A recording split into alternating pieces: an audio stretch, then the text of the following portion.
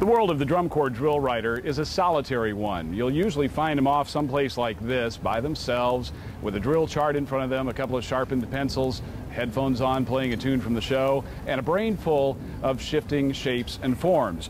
Over the past decade, many fans will tell you that the brain of one man in particular has generated an original palette of visual images. That's the brain of Cavaliers visual designer Michael Gaines.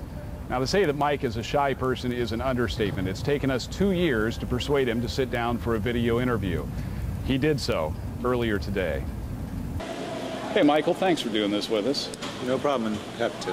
What sparked your interest in writing drill? How did you come to do this as a living? Actually, I came from the color guard community first, and I did a lot of winter guard type stuff. And then Steve Brubaker wrote the drill for the Cavaliers. Late 80s or early 90s, and his health started failing him in the early 90s, and he needed some help finishing it, so he asked me to fill in and help out. He and the drill writer at that time, Greg Poklocki, both needed some help finishing it up, so I volunteered. I didn't really know what I was doing at that point, but thought, why not? Let's give it a shot. It's just a bigger arena than winter guard, so. I think that a lot of folks who are familiar with Steve Brubaker's drill writing from the late 80s and early 90s can easily see his style imprinted on your style. Talk about his influence in what you do today.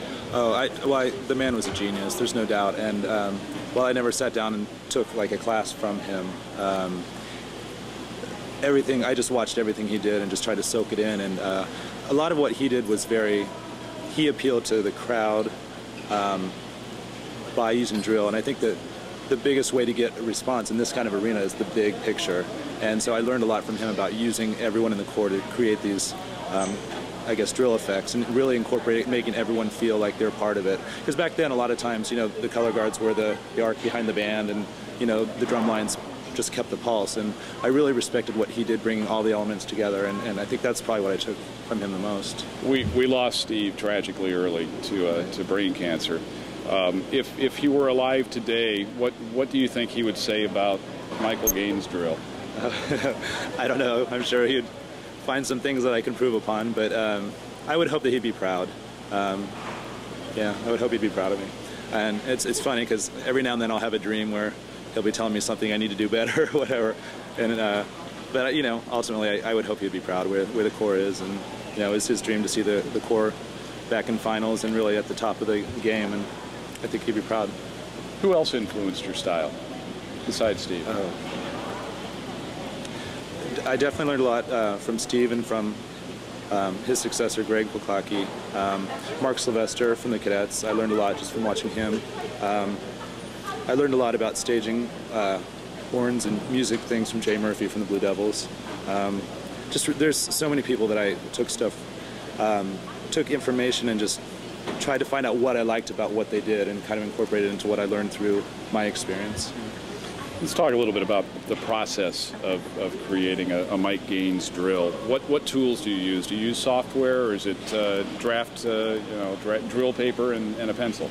Well, it used to be, but I started actually about the time I was starting to write drum corps drill. I switched and I used the Piware software on computer. I used to do it by hand, but it got to the point where my fingers would be raw, and there's just no way. And as I was getting more into computers, it just seemed to go hand in hand. And my predecessor used the computer software, so I kind of learned to get into it through that. You mentioned a moment ago that Steve Brubaker sometimes speaks to you in dreams. Do you dream in shapes and forms? Do you wake up in the middle of the night with drill inspiration? I have at times. I mean, if I'm trying to work on a problem, I'll have dreams or nightmares if I can't figure something out. I have before, in the middle of the night, woken up and figured out something. Just because you sit there and think about it all day long. Of course, you're going to dream about it. But it's certainly not like people are speaking to me from the cosmos. But so where do you get the inspiration from? Do you see visual things in your day-to-day life that you think, well, that'll make an interesting form on the field? Where's the inspiration come from?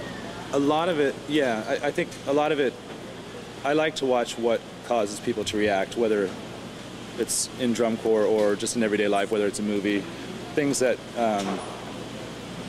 things that audiences react to, because a lot of times something that I'll tear my hair out just working on, thinking, oh, that's going to be great, you know, you'll get golf claps. And then something really simple that was maybe last minute or an accident even, you know, it gets the great crowd response. So you never know. It's always a little bit tricky, you know. People like nostalgia and you know, retrospective kind of things at certain times, and at other times it can work against you, where it's, you know, we've seen that before. So you got to find the balance of what's innovative and what people like, what people remember, and that's a hard thing to do. The people that know you know that you're a very modest, unassuming kind of guy. Some would say shy. But when you're discussed, and I don't know if it happens to your face a lot, but when people talk about Michael Gaines behind your back, I hear the word genius a lot. Do you wear that label comfortably? Is that something that bothers you? Yeah, no, I don't know about all that. I think I'm really lucky to have a great team to work with, because it's certainly not just me. I mean, everyone on our staff works together on the design process, so I couldn't even, you know, accept that compliment at all, because it really is a group effort. It's not just me. Do you see what you do as an art? Yes. Yeah, I like to think so, because there's really not a lot different from this than if you were, you know, if you were drawing, if you were painting, doing sculptures. Everything kind of goes back to what you're trying to say, you know, the design principles involved, and what you want a viewer or someone looking at your piece of work to take away from it. The fun part about this sort of art form is that you have a lot of young people that are involved with it, and hopefully can have fun throughout the summer experiencing that and performing it. Well, we've watched your drill, we've watched the art of drill writing evolve. What kinds of things have you not been able to accomplish on the field? I'm sure that there are visual moments that you have in your head that you haven't been able to make happen on the field yet. Can you share anything like that with us? Visual moments I haven't been able to make.